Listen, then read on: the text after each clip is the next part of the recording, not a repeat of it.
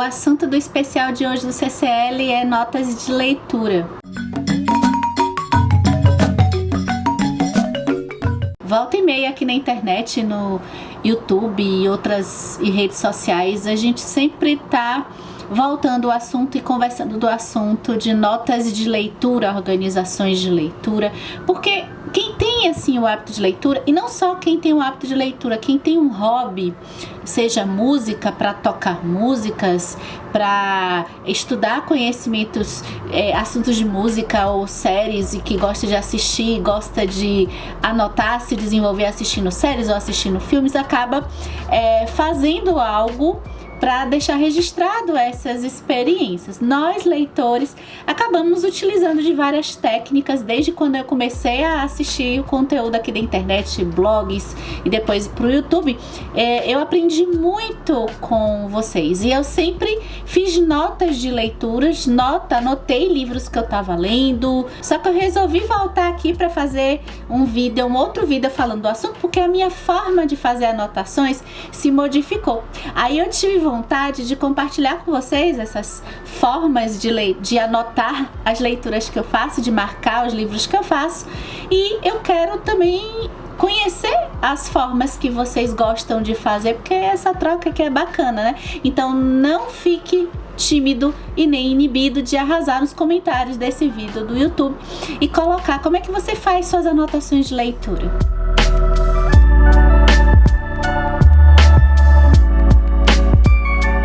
Eu vou começar pelo ponto mais comum, que acho que eu não me lembro, depois que eu passei a ter o hábito de ler, acho que já tem aí uns 10 anos, eu não me lembro quando foi que eu comecei. Eu acho que desde o comecinho, poucos meses depois, eu já estava fazendo as marcações com as flags. Então acho que as marcações com as flags é um assunto bem comum. Agora eu trouxe uma novidade. O que eu percebi, né?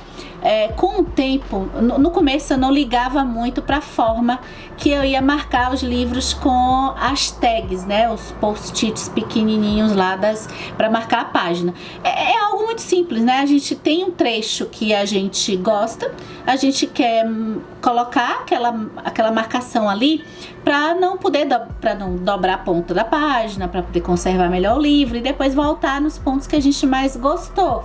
Ok, eu nunca pensava numa técnica para isso. Eu só fazia assim: gostei dessa página, né, desse trecho, vou colocar a flag ali e pronto. Até que depois, com o tempo, eu comecei a perceber algumas pessoas que fazem, que tem algumas metodologias, por exemplo, aquela coisa da cor, e que a cor da flag tem que ficar combinando com o livro. Eu confesso que depois do tempo eu não fiquei assim tão certinha de botar sempre a mesma cor no livro, mas eu comecei a padronizar de certa forma as flags que eu ia. Coisa boba de leitor, gente, por favor, diga nos comentários, podem criticar, porque é um certo toque, né?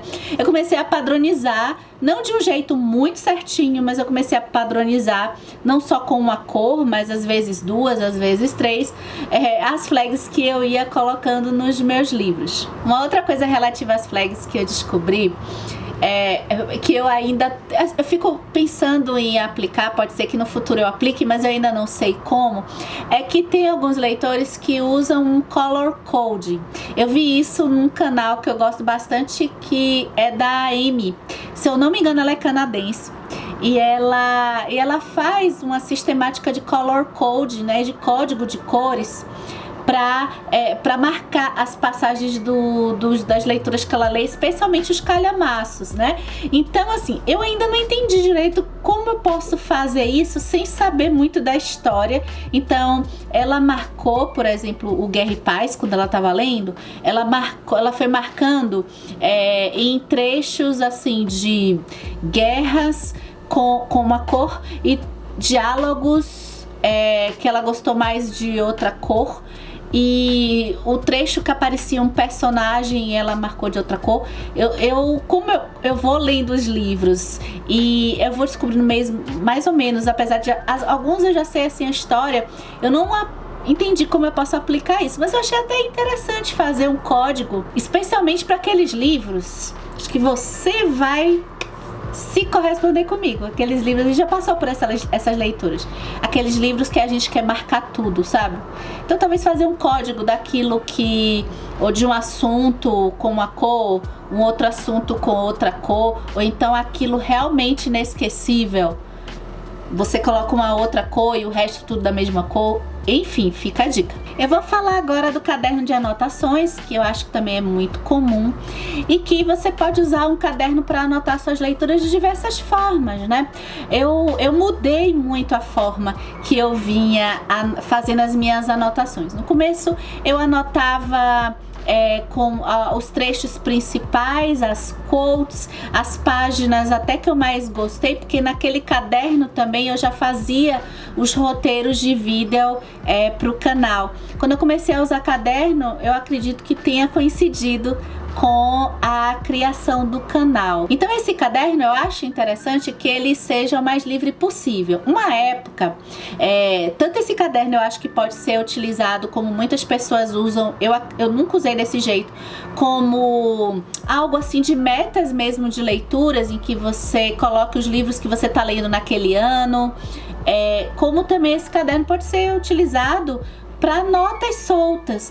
Eu passei uma época testando fazer o que eu chamo aqui de bullet journal literário. Bullet journal é uma técnica de organização, de produtividade, tá? Em que coloca aí no Google que você vai ver várias coisas. Eu acho muito legal. As pessoas é uma técnica que eu acho eficiente. Não consigo fazer por muitos meses, mas eu consegui fazer por um tempo a parte literária. E nesse canal a gente tem até 50 dicas, um vídeo com 50 dicas para você, se você quiser fazer um bullet journal literário. Então você pode passar lá e compreender como é essa sistemática. Esse meu bullet journal literário, ele só durou, acho que 6 meses. Eu não fui muito adiante nele, não. O que depois as minhas anotações foram se tornando é que, como eu disse, as anotações que eu fazia ficavam bem próximas do roteiro. Então elas se confundiam às vezes com o roteiro que eu ia fazer para os vídeos do canal.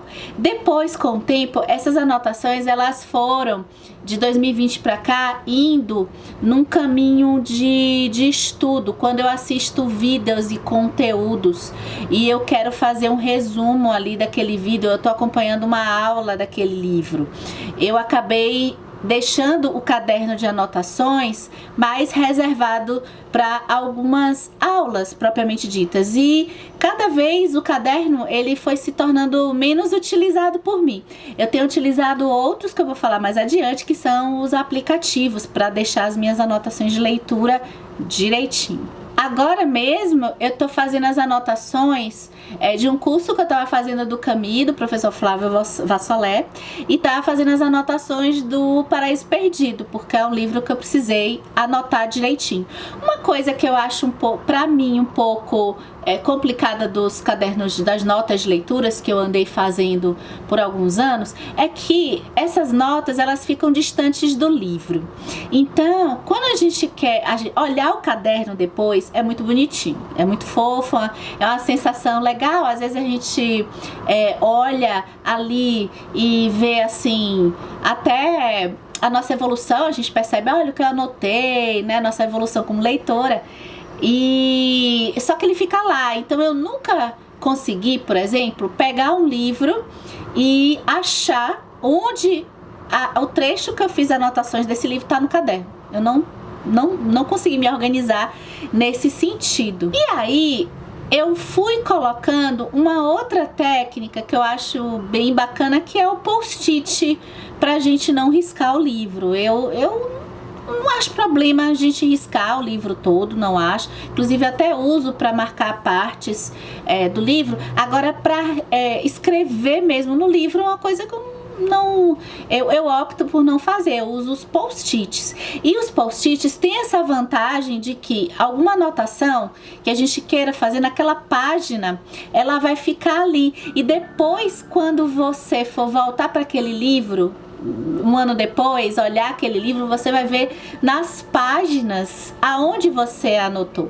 Então você pode anotar ali a mesma coisa que talvez você anotasse no caderno. Agora eu acho que a quantidade de anotações, ela é um pouco menor. Eu gosto também de usar os post-its porque aqui se chama esse canal Comparando Livros, né? Então o tempo todo eu tô, isso aqui eu lembrei desse livro, isso aqui eu lembrei desse personagem. Quando a gente coloca o post-it no livro e a gente faz essa anotação, a gente não vai esquecer, né? A gente depois, se aquela ideia, aquela associação que você fez durante a leitura, quando você passar um tempo, você tá lendo de noite, ou você passou uma semana, você quer até passar pro caderno, se for o caso, aí você não vai esquecer. Agora, olha só o que eu fiz com o Pedro Páramo, né? Como eu tava lendo Pedro Páramo, um livro que foi uma releitura, e a minha primeira leitura foi difícil, eu não entendi muita coisa do livro, eu já tava assim preparada para guerra, sabe? Então eu fiz essa sistemática de colocar os post-its e depois colocar no aplicativo que eu vou mostrar mais pra frente, que eu uso. Tanto eu fiz anotações digitais, separando o que acontecia por cada personagem, porque Pedro Páramo é uma história que não é contada de forma linear, e ainda por cima a gente não sabe quem tá narrando, especialmente na primeira metade do livro. Então, às vezes, alguns trechos eu ficava na dúvida, esse aqui eu acho que quem falou foi, botava interrogação. Aí mais pra frente eu descobria quem tinha falado. Então eu usei tantos post-its, vocês estão vendo aí que eu carreguei o livro, coitado de post-its, mas eu guardo como um troféu, assim, de certa forma, porque foi uma forma de ler que fez eu mergulhar na essência dessa incrível leitura. Eu vou falar agora de uma outra forma de anotação que eu já testei 2 vezes, não é uma forma que eu tô usando muito, mas eu acho bem interessante, que são as fichas de leitura. As fichas de leitura são cartõezinhos, assim, que a gente compra fácil aí pela Amazon Livrarias, tem alguns tamanhos, né? Vocês estão vendo aqui, eu tenho aqui, e que a gente pode fazer anotações um pouquinho mais longas e fazer aquilo que lá no caderninho eu tava me sentindo um pouco incomodada, né? Tava fazendo caderno, mas não tinha muita relação na hora que eu queria ver com o livro. Então as fichas, elas são bacanas porque a gente pode anotar especialmente assim um resumo do livro, um resumo dos personagens, enquanto o livro tá fresquinho na minha cabeça. E você, eu acho que se você faz alguma postagem na internet, Instagram, ou participa de clube de leitura, é bom porque você já vai anotando durante a leitura um resumo dos personagens, o que você tá achando bem fresquinho na sua cabeça. Então é uma técnica que eu tô começando e tô gostando. Agora, o que aconteceu? Na primeira vez que eu fui utilizar, eu leio geralmente antes de dormir e vou pulando de lugares em lugares, e aí eu não tava com a caneta na hora que eu queria anotar a ficha de leitura, não deu certo. O que deu um pouco certo foi o 100 Anos de Solidão.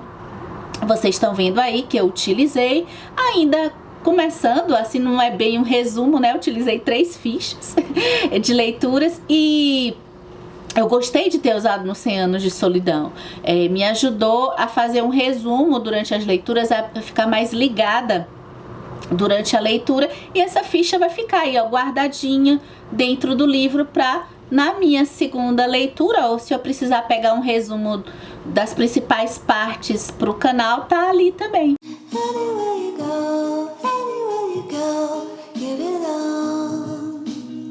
Bem, gente, então tá, tudo isso que eu falei até agora, eu faço com papel, né? Eu faço dentro do livro ou utilizando o papel.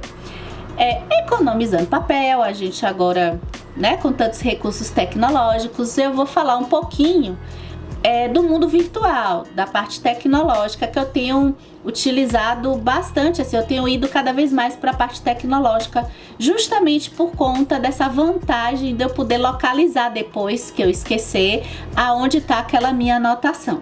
Então, eu vou falar agora do Kindle, porque assim, todas essas leituras e tudo isso que eu falei tá com livro físico, então o Kindle, ele já não vai, assim, o caderno dá para usar, mas esses outros, né, ficam um pouco complicados. Mas o Kindle, ele tem sim, ele tem sistemáticas da gente fazer a nota dentro da própria parte que a gente marca. Eu gosto do Kindle quando a gente lê no aplicativo, sem ser no objeto Kindle mesmo, eu tenho gostado dele, acho que de um ano e meio pra cá, justamente porque aí sim eu fiz um color coding pra marcar as partes que eu mais gosto. Eu fiz um color coding já na minha cabeça do amarelo, laranja, azul e rosa, e é aquela coisa virtual, fica lá e a gente também fica até com a consciênciazinha mais tranquila, né, de marcar o livro. O Kindle, tanto a gente pode marcar a página, quanto a gente pode fazer as notas, quanto a gente pode fazer as marcações, assim, como se fosse o marca-texto. Uma coisa bacana que eu tenho utilizado no Kindle, não muito, mas assim, que eu gostei é que a gente pode fazer até um compartilhamento com algum amigo ou alguma rede social de um trecho que a gente gostou. E ele faz o formato no aplicativo, ele faz um formato muito bonitinho, que você escolhe o jeito que você quer que publique, né? Eu achei isso muito legal. O meu aplicativo da vez, na verdade, esse talvez é o que eu tô mais utilizando. Realmente é o Evernote. O que eu fazia no caderno, eu agora faço no Evernote. Eu comecei com o OneNote, que é da Microsoft. Eu achava ele muito bonitinho, ainda acho, mas eu tive um problema com ele, que eu comecei com uma ideia de fazer um fichamento, de deixar um fichamento tanto das minhas leituras quanto outros conteúdos que eu estava assistindo, aulas virtuais, e esse fichamento acho que só foi possível mesmo num aplicativo de computador. Só que infelizmente, assim, minha limitação com a informática, o OneNote, eu comecei anotando tudo ali direitinho, fiz meus cadernos, fiz minhas etiquetas, só que aí depois ele parou de sincronizar com a internet. Esses aplicativos, o legal deles é que a gente pode fazer no computador, depois pode levar para o tablet, pode olhar no celular e consultar depois, né? E tem a ferramenta de localizar, que ajuda depois a você achar esses fichamentos, esses cadernos que você criou por assunto. Eu fui pro Evernote, acabei que eu fui pro Evernote, que era um aplicativo que eu usei lá atrás como bloco de notas e algumas organizações, mas depois deixei de lado e voltei para ele. E por enquanto tá funcionando, tá dando certo, tá sincronizando direitinho. E o que eu coloco lá no Evernote? Eu tô colocando um pouco dessas notas que antes eu fazia no caderninho, de um resumo do livro. Eu tô utilizando muito mais ainda para pegar aulas que tem na internet, aulas sobre até os livros que eu tô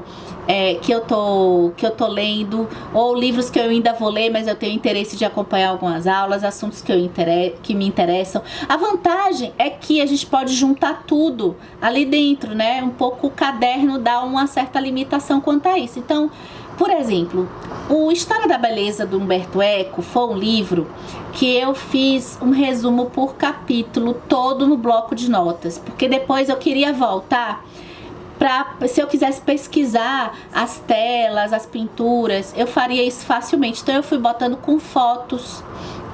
Então o tipo de utilizar o Evernote ou até o OneNote, se você tiver mais facilidade, é você poder juntar link, vídeo, foto, junto com as suas anotações. Agora todos os roteiros do canal estão no Evernote. A vantagem também dos roteiros do canal é que eu já boto as referências ali também. Eu vou construindo o roteiro do canal de um jeito mais fácil do que no caderninho.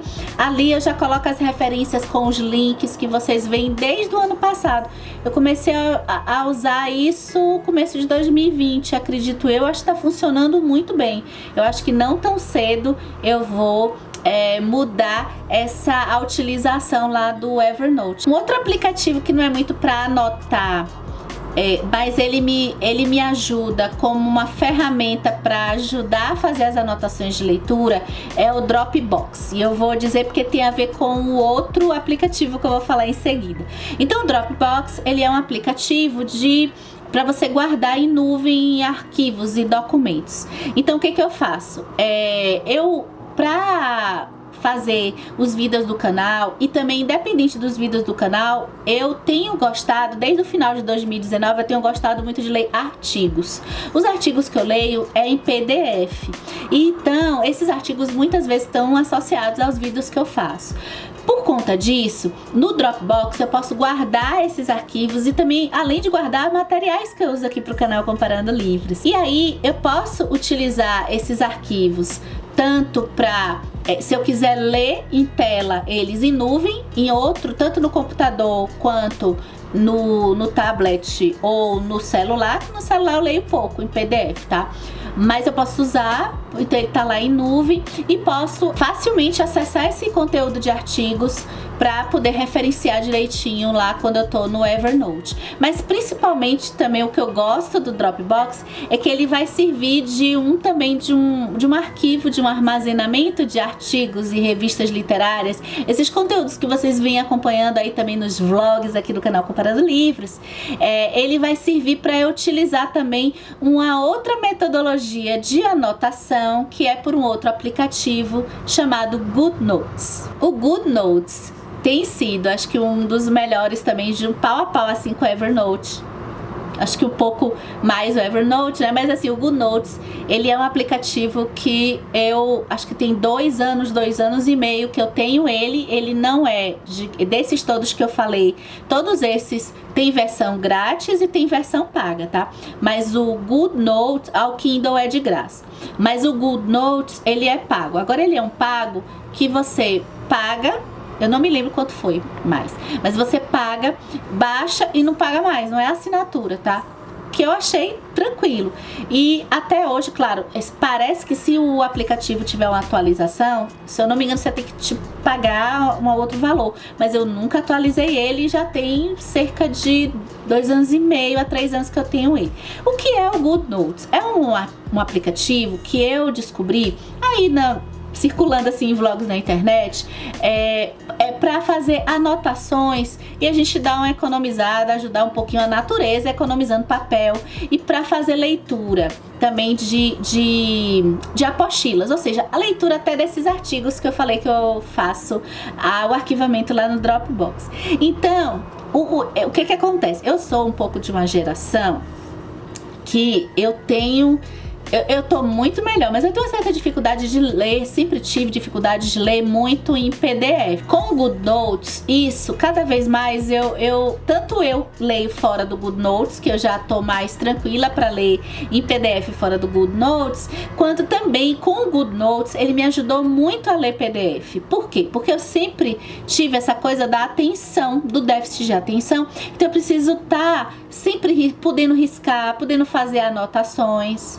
E o GoodNotes, o que ele vai permitir? Eu posso baixar do Dropbox o PDF que eu quero ler, eu posso abrir esse arquivo em PDF e eu posso riscar à vontade, fazer a leitura e deixar as anotações ali dentro do GoodNotes. Eu posso anotar, quem tem o tablet, com a canetinha, né?